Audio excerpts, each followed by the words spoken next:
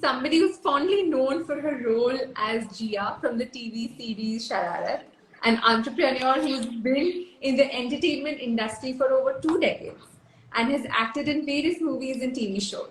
She's someone who paved the path for several aspiring artists. She really made Bhoot Bhavishya Vartaman Badle a reality. She's an emotional intelligence catalyst, a coach, and has been a constant inspiration to many with her journey towards self improvement. A household name, she's also a captivating TV presenter, having hosted multiple events. Very warmly welcoming none other than the remarkable actress Shruti Seth. Thank you, thank you, thank you, thank you. I should do this more often. It's really nice to get a boost to the ego. So thank you. We'd love to host you as many times as we can. I'll be happy to talk to you guys as much as time will permit. So sweet. Shruti ma'am, when we announce the guest names, students across, they send us questions that they want to ask you, and then we compile them, and then we have. The first question which I think a lot of them asked is, you started as a guest executive at a hotel, then you did a bunch of things before you actually ended up, getting into the entertainment industry. What was that switch? How did it happen? And was it something that you had planned, or was it by accident? If you could just throw some light on it. So to put it in one simple line, my life has been more by accident than by design. So I was just telling my daughter this morning that when I was in school and college, I had severe stage fright. I never participated in, anything that required me to face a crowd or be up on a stage or whatever. And I think I was the most unlikely person to have ended up in the job that I have. So all I did, very honestly, was that I just got out of my own way. Life happened to me, and I've done the best I can to sort of seize all the opportunities that have come my way. I think I've been professional. I have appreciated the faith and trust that people put in me, and I did my best to make sure that they were not wrong in placing that trust. But yes, this is an absolutely accidental profession. Of course, now 23 years in, it can't be an accident. So, but I got here by accident, and then I just stuck around, and that's pretty much how it played out. Like you said, you got out of your own way and you let life happen to you. And Absolutely. I think that is so beautifully put. Thank you. But Shruti, like you said, when you started out, it was accidental. So you did not have any professional teaching, if I may say, to that career. How was navigating that field? Because it can get very competitive with your co-stars if they had some kind of background in terms of professional teachings. How did you navigate that? So yes, I did largely learn on the job, and I can say I'm still learning on the job because I don't think you ever master, the job of acting. There's always something new. There's always a new role that you need to prepare for or stuff like that. So it's really a continued journey. I wouldn't say, oh yes, now I have arrived. I have literally been very lucky to have really good mentors in all the work that I did, very supportive co-stars, great crews. I've worked with really nice people, and that really made my job so much easier and a lot of fun. So I would say that yes, I did learn on the job. I think I know a thing or two now about the basics, but there's always so much to explore, and that is really one of the perks of my profession, is that there's never a dull moment, ever. I never say, oh my God, I'm doing this in my sleep. It just never is like that. So, yeah.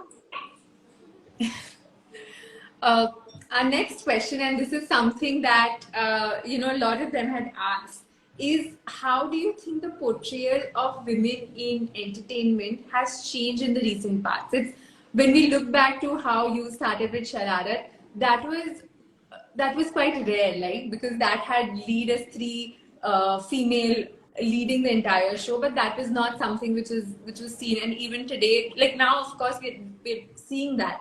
But how do you think, have we moved past seeing women as supporting characters, or do you still think there's a lot of scope of improvement yet?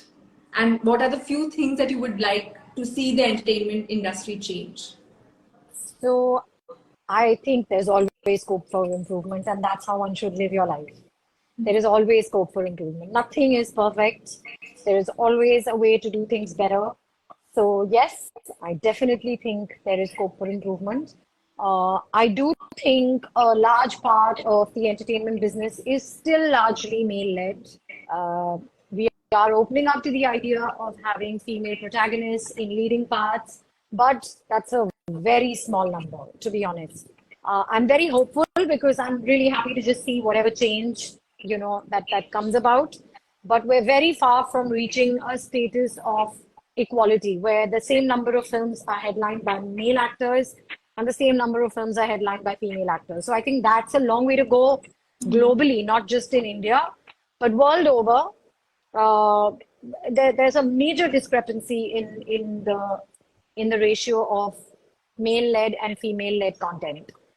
Um, what will change, of course, is the the more stories that we make about female protagonists, the more audiences that patronize those films will create more chances for more such films to be made. So it's sort of it's a paid forward exercise.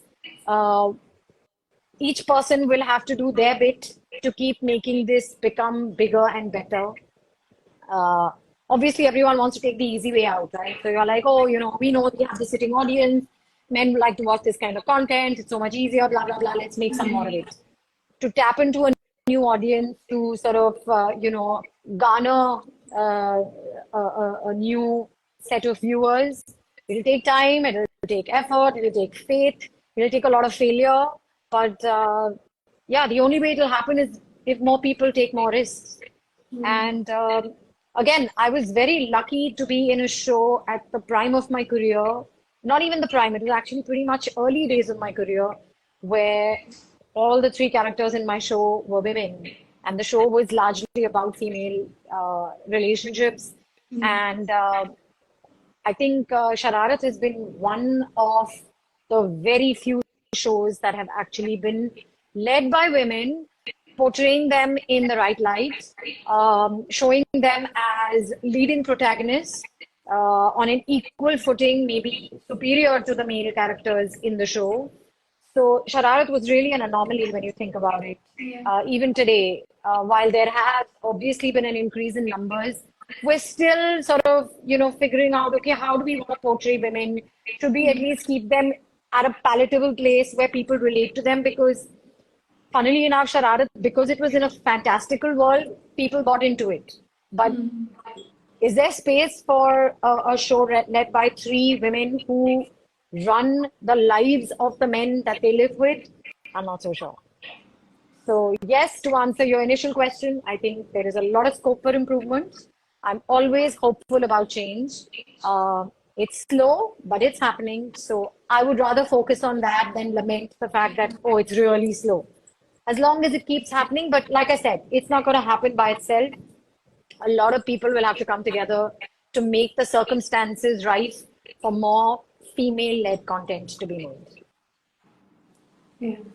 No, it was definitely a show which was way ahead of its time. And because it was so naturally done, and people like you so naturally showed it to us in such a fun way, it was not trying too hard to put female out there. It was so naturally there. And Yes, it was thank like you. great role models that we saw growing up. Thank you. Thank you. But ma'am, do you have any such roles or any particular thing that is on your bucket list that you want to act? Yeah, definitely. So I would love to play an action hero while I still can.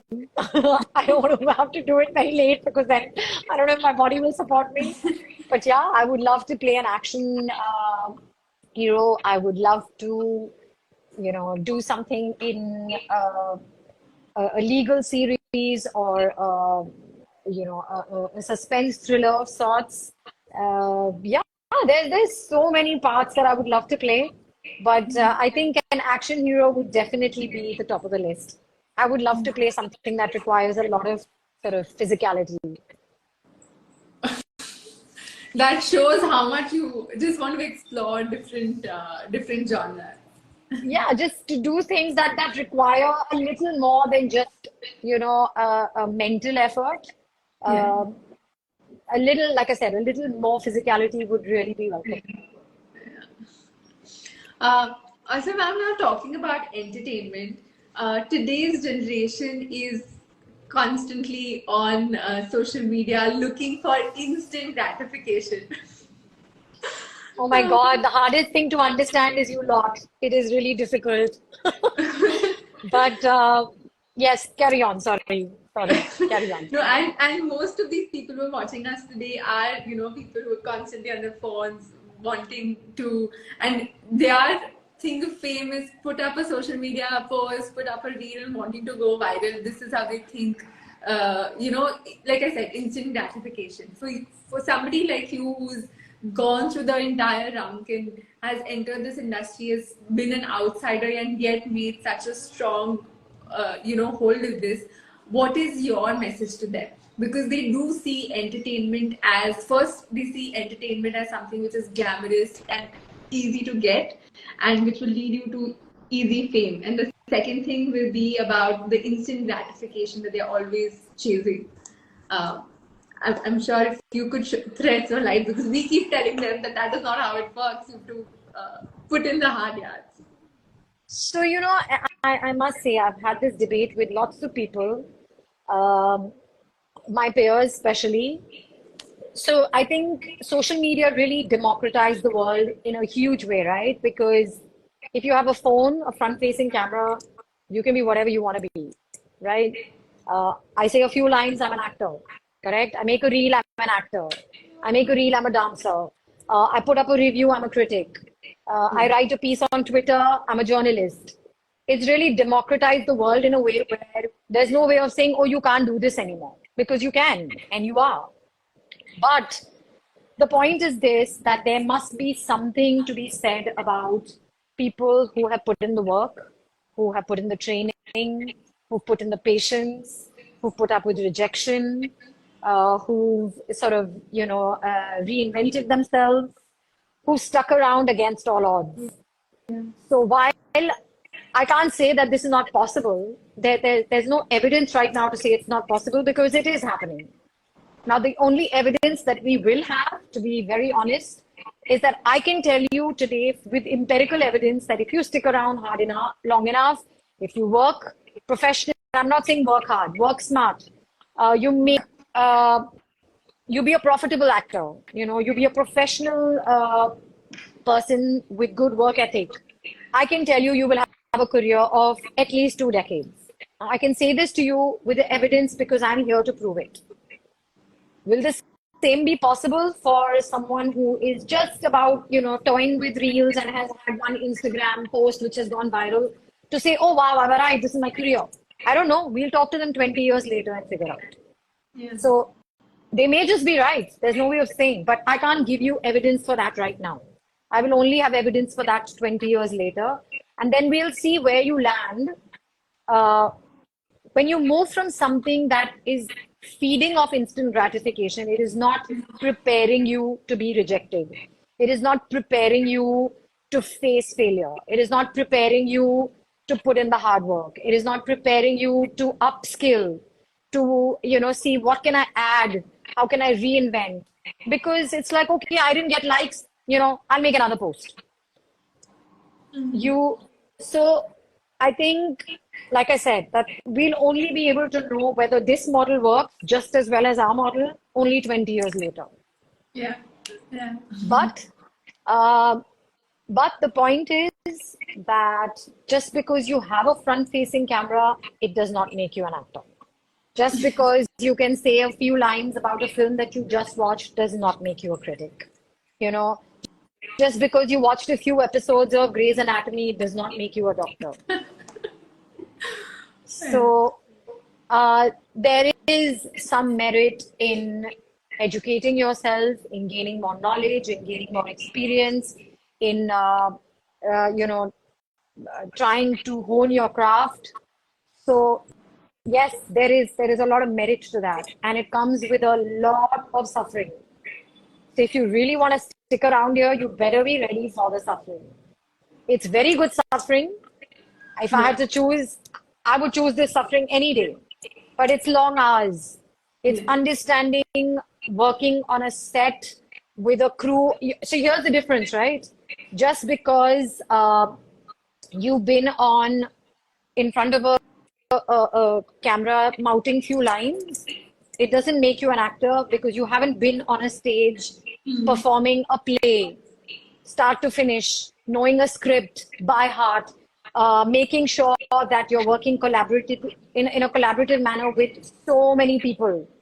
It's not tennis. You're not playing alone, right? There also you play with an opponent. So similarly, we will talk to you about your experience when you have done all the things that I've done, and then we're at a level playing field. You can't Yeah. compare an actor who has been doing stuff for 20, 40, 60 years of their lives to someone who just made, a few TikTok videos. They just do not compare. Yeah. Yes, you may be a TikTok actor, you may be a real actor, but you're not an actor in the acting business. Yeah. So that's the difference. Uh, People who work in the entertainment industry, our lives are public. People are constantly, prodding and prying into our private lives. We signed up for it, so I can't complain. I would like someone to show a little bit of, empathy, a little bit of grace in how you tackle someone who's going through a hard time. Just because they're famous doesn't mean you have right into their life. And that is an unspoken grace that you show another human being. Yeah. But like I said, if you want to really be an actor, come here and do the hard work, and then we'll see if you have the chops. And that Yeah. will what will decide whether you're here for the long haul. Instant gratification is great, but it's getting a hit, right? You get a hit, and then it wears off. Then you need another hit. It's like an addiction of sorts. But it will not give you sustained happiness. It will not give you a sense of fulfillment. It will not give you a sense of purpose. So yes, those are the things you will never understand if you continue to be in a space that is purely working on the pleasure principle. And that's what social media is. It works on the pleasure principle. No, absolutely. And it's so important for people to hear this from people in the entertainment industry, from people who are leaders in the entertainment industry, because it's, and to know that who the right role models are, not somebody who's gone viral for just being behind a screen, like No, you like I said. said, it's a very viable career Yeah. now. Definitely, there's lots of people out there who are making a killing doing this. But then they're not calling themselves actors, Yeah. right? Yeah. They're calling themselves social media influencers, a term I absolutely hate, but it is there.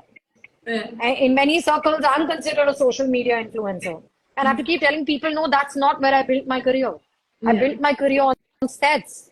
Yeah. I built my career in front of a proper camera with a crew of 200 people standing there watching me saying, oh my God, please don't bungle up your lines because then we'll have to stay here longer. Yeah. I, Yeah. so I'm saying while it's a very viable career, I don't know if it has the legs that one wants. Also, because it's based on something that is such a whim, you don't know when you're going to crash and burn. Yeah. Like this So, whole and you can if you so here's the thing, if you know what you're in for, then it becomes much easier to handle. Don't have wrong notions about things. Know exactly what you're signing up for. Know where it's going to land you. There are no hard and fast rules. They're all concepts. By all means, break the naysayers wrong, but have a deep sense of self-inquiry, of self-awareness. Know what you are doing here. Know how it's going to impact your life for better or for worse, and then put in the work that is required of it. Yeah. But No, no that easy routes anywhere in life. There are no easy routes anywhere in life, and there shouldn't be. to be honest. There shouldn't be. And I, Because and I there's love a beauty in the journey that is never, it's not comparable to the destination. The journey really, really makes it so worthwhile. that is so very well put, ma'am, and it's so candidly put, like Atharva I think also mentioned here. It's because these people need to hear these things. It's not something. It's not. It's not a proven way of getting you success. You have to put in that hard work, and actors Absolutely. have done that. People who've come on television, on our theaters have done Yeah, that. So that's a lot of, trust me, what you see and how it gets there is a completely different ballgame. Television is very, very hard work. It's grueling 12, 14, 16 hours on set non-stop to far out locations, 30 days of the month, years and years on end. Your life gets stolen from you. Totally. You don't even realize when you went from, you started a show when you were 20 and oh my God, I didn't even know I'm 26. What did I do for the last 6 years? I had a very, very popular show. It made me very rich, but my life just disappeared. I only remember being on a set. It's very tiring. It steals you of a lot of things in your life, but it's what you sign up for. So it comes with its pluses and its minuses. And ma'am, you've touched about mental health and emotional intelligence. How do you, and this is also something which is very relevant to the younger generation, because they are also constantly, when I was in school, it was not that as competitive as it has become now. Their Yes. mental health is also taking a toll, and just people continuously talking about it has also caused a lot of, because you're hearing, I'm going through depression, even not knowing the meaning of depression, it's used very loosely, and probably Yes. they then associate themselves with that term. What would your advice be in terms of emotional intelligence and mental health? How do you yourself manage it? Because you've been under the limelight, and you've also, been under that pressure, which may have impacted one's emotional health. Um, okay, so I would say that, the basic concept of emotional intelligence is largely being able to understand your emotions and the emotions of other people, and being able to manage yours and another person's emotions. So it's recognizing and managing both. So here's the thing. I understand that you are someone who is prone to a temper. So I understand that your emotion is anger. Now, how am I going to manage myself in a situation when you are angry? And how will I manage you when you are angry? That is what is my emotional quotient as a human being. Basically, it's very, very simple. Yeah. Um, while, yes, we are all born with a certain, IQ, which cannot be changed. You're born smart at a certain IQ level. You can tamper it just a little bit over the years with a little more knowledge and all of that, but largely you will remain in the same bracket. Emotional intelligence is something that can be taught, it can be practiced, it can be mastered, and you can excel at it. And to be very honest, while it, your IQ is very important to get you ahead in certain kinds of jobs, what really pushes you into the other spectrum of people who excel is your emotional intelligence. How to apply your intelligence in the real world is emotional intelligence or social intelligence, so to speak. If I'm very smart and I don't know how to use that smartness, then it's just there in my head. It doesn't serve any purpose, right? How do I put it to some use? So I don't know if, so, the whole theory of evolution, those who adapted moved on, and those who didn't died. So you adapt or you perish. Adaptation is emotional intelligence. It is the highest form of intelligence to be able to keep adapting to change. And that is the nature of life. It's going to keep changing. How quickly can you change to suit your environment and your circumstance will establish how successful you're going to be moving ahead in life. And that doesn't matter about how intelligent you are. Things will change. They're not going to ask you, should I change or should I not change? It's going to change. How quickly are you able to take cognizance of that change and be able to adapt to it is what is your actual intelligence. So, coming to mental health, right? While I'm very glad that it is now a conversation, it is also become a bit of a fad where we don't actually understand the extent of what a certain mental illness does to people, and we use it very loosely. And I think it's very important that people need to educate themselves so that they do not in any way trivialize real suffering of a person. So just because you're a little sad, you are not depressed. Okay? You're feeling a little low, you're not depressed.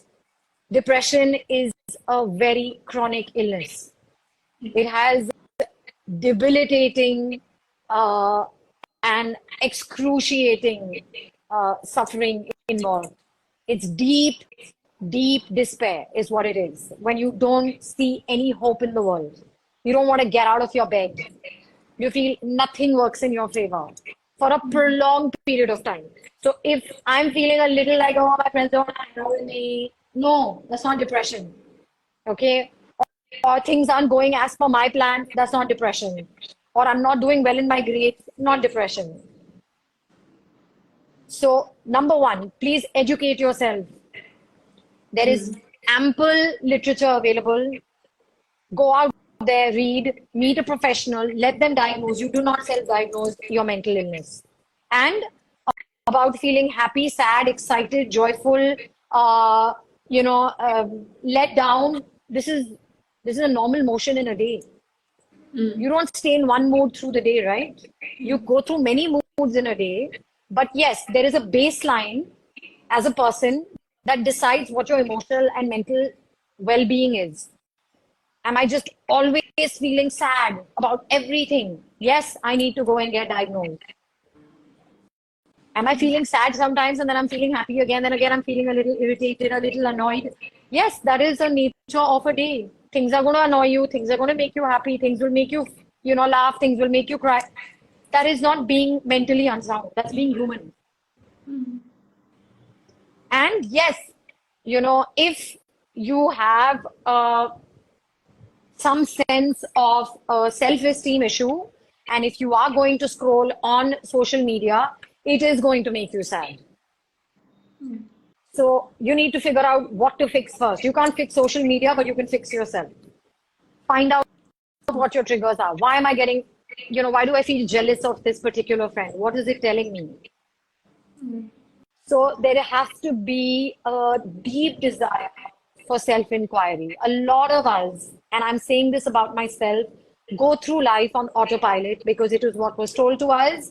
Beta, padhai kar lo, job le lo, shadi kar lo, bachcha kar lo, future bana lo. And that was it. You never asked, okay, do I really want to study? Is this my area of interest? Am I feeling a natural proclivity towards being in the science field or the mathematical field or the economic subject or whatever, or political science? Ask yourself that question. Mummy ne bola science padho, to main science padh rahi hu. Anyway, your interest is compromised. There is going to be a lot of challenges that will come to everyone. The people who are interested will face those challenges. You will end up feeling sad. And you will not fare well. And then your parents will be sad. And then they will make you feel like you aren't good enough. But the point is, you were never meant for the job in the first place. But nobody sat down to actually say, okay, am I truly interested in this subject? Is it what I would like to pursue? And being lost is totally fine. We've all been lost. I did a graduation in political science and economics. And then just 3 days ago, I finished my postgraduate diploma in arts-based therapy. Not related at all. But I did something that truly interested me. I put in 2 years into my education. I put in a lot of work into practicing it. And I finally got myself my postgraduate diploma. Congratulations. for that. Thank you. Thank you. So I'm saying all of this is a part of being emotionally intelligent. If I'm not, sit down with your parents and say, you know what, while I know that you think engineering is the best job, I have no interest in it. I'm not going to give an exam in a field that doesn't interest me. Let me see what my other options are. Go to a career counselor. You know, the idea is to take calculated steps before you reach a point where you realize, oh my God, I wasted so much time. So a little bit of preparation beforehand will save you from wasting a lot of time if you go in blindly or just wear a blindfold and walk in, acha, mummy ne bola, papa ne bola, my friends are doing it, my family has had a history. No. Are you cut out for it or not? That is the primary question. And this I'm giving as an example because you all are students. But in life, all of us need to pause and reflect. Pause and reflect. Why am I doing this? Why am I seeking this job? Why do I want that salary? Why do I want to live in which country? Nobody asks, because everyone created a nice little PR package. Yeah, this looks really, oh yeah, I want to be an actor. What do you know about acting? Have you ever been on a set? Do you have the ability to stand on a set for 16 hours, 18 hours, 20 hours? No, but what I see, and oh my God, everyone talks of it so glamorously. No, please do some inquiry. Also see, do you have the chops? And nobody is here to stop you from, no one can tell you what you can and cannot do, right? But you need to be honest with yourself. You have to be honest about your own capabilities. And yes, if you are someone who loves a challenge, please go ahead. Break all your molds and say, no, I will excel at this. But all of this basically finds root in something called emotional intelligence, where you are in tune with your feelings. And feelings will come only when you stop and reflect. Rage, anger, annoyance, irritability are not the same emotion. They are 4 degrees of the same emotion. Do I have a rage issue? No, I don't. Do I get annoyed? Yes, I do. Should I be treated the same way for both? No, absolutely not. But to be able to differentiate the spectrum is what makes you an emotionally intelligent human being. I think, ma'am, you should just come and speak to these students about this because it's going to be so helpful. And coming from somebody like you, because mental health is something that they talk about every day. You know, things are not organized. Oh, I'm getting OCD about it. No, you're not. OCD is not that. And it's oh my just, God, they have no idea what OCD is. Yeah. And OCD is such a, it's such a cool term to use. Oh my God, my OCD is really acting up. I'm like, bro, you don't know what OCD is. Yeah. You don't know what happens to people who have obsessive compulsive disorders. They cannot function. Yeah. It's debilitating because you have such a severe problem with losing control that you want to control every little thing in your life. And that's the inquiry. Why do people end up with obsessive compulsive disorders? Is largely because they have no control over their lives. They don't know what's going on. So then what do? Oh, let me move this glass and keep it right here. That's my OCD. No. For a person who has OCD, if that glass shifts, their mental wiring becomes so problematic that they need to take medication to suppress anxiety. So just because, oh my God, I love having things at angles, that's not OCD. But all I will tell every single student out there is that whatever you are choosing to do right now, just keep asking yourself, why am I doing it? Am I doing it for myself?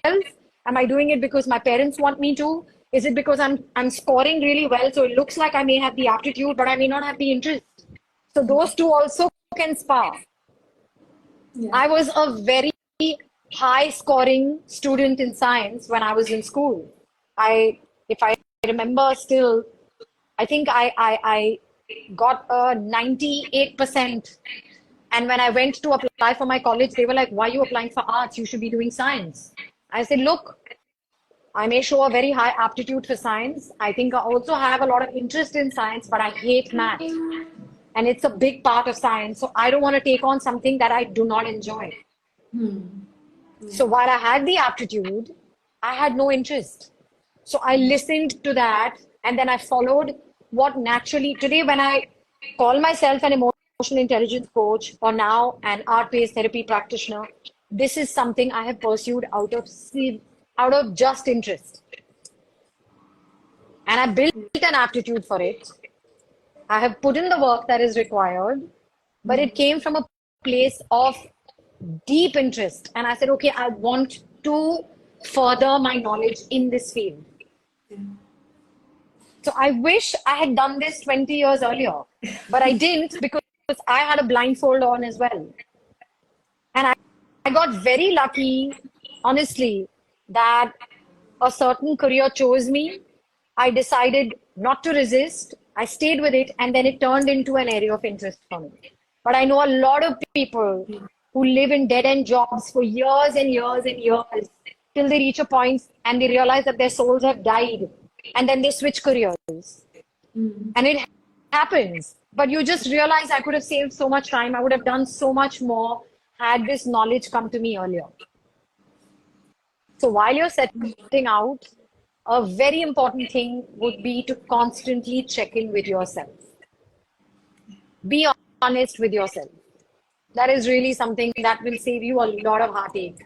We speak a lot of lies to ourselves because they're convenient, and being truthful is much harder, but it really does set you free. Self-reflection is the key. Absolutely. Critical thinking is what interesting term would be. Do a lot of contemplation. Ask yourself a lot of questions. Inquire about things. I really feel being curious is a wonderful quality to have. Be curious about things. Don't just believe things because they're told to you. Challenge beliefs. And it's really important because for a generation which calls themselves woke, we don't research as much to be that woke. So I'm sure that is true. That is true. I do think that while again I would like to applaud the new generation for setting a lot of things straight, and that's a good thing. Yeah. One also has to understand that nothing came from knee-jerk reactions. Right? Just because, oh, this is wrong and I want to protest it. No. Stop, reflect, educate yourself, and then go forward with knowledge that is credible. You don't oppose things because you're in the mood. Whatever you do has a ripple effect. People's lives change. When you cancel culture, it has a ripple effect. It hurts people, it hurts their families. And you can't say, oh, you hurt people, it's not such a big deal. No, the world will only grow if there is compassion. There were a lot of things I did not know in my youth. Should I punish myself for something in the past? No. I have to accept, yes, I knew little, but now I know more. And I wish I knew this in the past, but I can do better from here on. Should I be cancelled? Should I not be given a chance to repair at all? Have none of us ever made mistakes? Yes, there are systemic problems, and yes, those need to be tackled. But again, it has to be done with compassion. It has to be done with empathy. It has to be done with knowledge, with intelligence, with seeing 3 steps ahead of you, saying, okay, today, if I do this, what will be the consequence of this for, I would say, 3 steps ahead of me? How can I minimize the damage that it's going to bring? Because if you're going to hurt people and people are going to hurt you, we're all just going to be a very hurtful world, and that's not what you want to live in. You want to live in a compassionate world. You want to live in a world where we do better, not for ourselves, but for each other. We don't live alone in isolation. And all of our lives are connected. If I do something, it will affect the next person, and what they will affect another person. And then at some point, it's going to come back to me as well. So yes, please be woke. Please keep questioning, old ideas and saying, okay, this is not right. This needs to change, but do it with compassion. So That is I so think that beautifully is expressed. something I look at the new generation just for that one thing. I wish they build a more compassionate world. That is really the best gifts that you will give yourself. Yeah. More compassionate, more self-aware, Yes, where we introspect more. And with absolutely. role models like you, I'm sure we'll head in the right direction. Oh my God, that's too much pressure. No, no, it was such. I mean, I wish I had just started talking about emotional intelligence and mental health from the very beginning because there's just so much to learn, and this is just the right audience. They have to know about this. So, Thank you. very grateful that you touched upon it Thank in you. detail. Thank you. Thank you for listening. Thank you for listening. Um, Ma'am, at the end, we keep like a fun rapid fire where I tell you a word Yes. and you tell me the first word that comes to your mind. Okay. Yeah. Television. Um,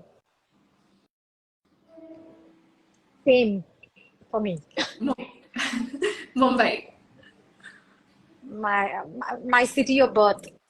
My it's the city I was born in, I grew up in, educated in, my whole life is here. But Mumbai is my life. My every person I love and care for lives in this city. That's great. I met all of them here. Favorite food? Uh, my favorite dish of all times is the black cod in miso sauce.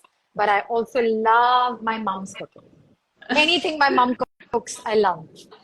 Uh, That's so sweet. Emotional health. When I say emotional health, what's the first thing that comes to your mind? Priority. Shararat. Legacy. Grandest That's true. legacy. That's true. Youth. Oh, my God. So many sighs. Precious. It's precious. Please use it well. Use it well. And India. When I say India, what's the first thing that comes to your mind? My core identity. Oh, nice. Thank you so much, Shruti ma'am. It's been such a lovely and it's such a refreshing conversation. Thank We're you. going to, extract the mental health, the answer that you gave. It's so important, and we're going to make sure everybody hears it. But thank you so much for being so candid and engaging with us. It's been an absolute honor. Thank you. It's been a pleasure talking to all of you. And really, please, each one of you, see how what one person can do that can affect change and stay at it. We kind of messed up a little bit, all the generation before you. Where I know we're leaving behind a slightly messed up world, a compromised earth. But I really think that you guys can make it better. I have so much faith. I have so much faith in the new generation, and I really think they've done so well for themselves. I hope that you can reverse a lot of the damage that we did. Please forgive us. Don't cancel us. Oh God. But go into the world carrying compassion. Let love always be the guiding force behind everything that you do. There is no greater reward than accumulating love in your life. So everything else will come and go, but what you'll really, really have in your kitty that will hold you in good stead is going to be the love that you accumulated. So cultivate your relationships, be kind to yourself, love yourself, give yourself a lot of self-care, and just have the time of your life. Let everything end in joy. What a beautiful note. You're truly beautiful in and out. Thank you. Thank you.